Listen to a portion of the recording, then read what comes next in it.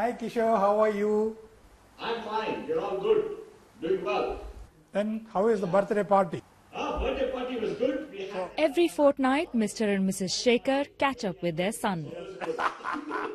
Kishore used to live with his parents, but when he got a permanent job, he moved thousands of kilometers away to Scotland with his wife and a daughter.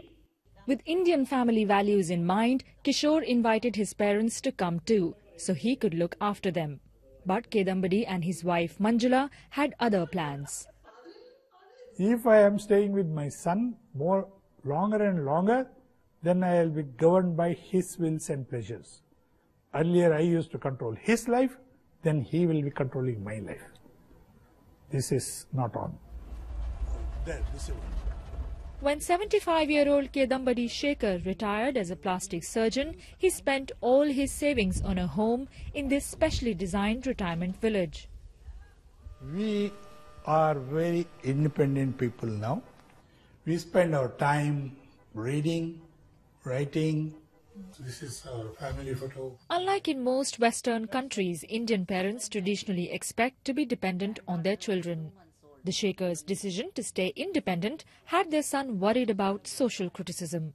the feeling of guilt did creep in initially. The days where parents lived with children or children lived with parents, I think, is fading fast in the modern society. A growing number of affluent senior citizens like the Shekhars are choosing to move into retirement homes across India. This is one of the many construction sites in southern India where retirement homes are being built.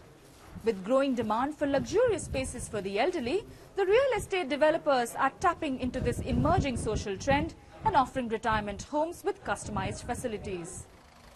India today has got almost 100 million senior citizens.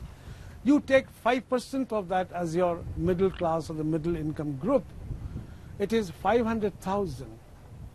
It's a huge demand there.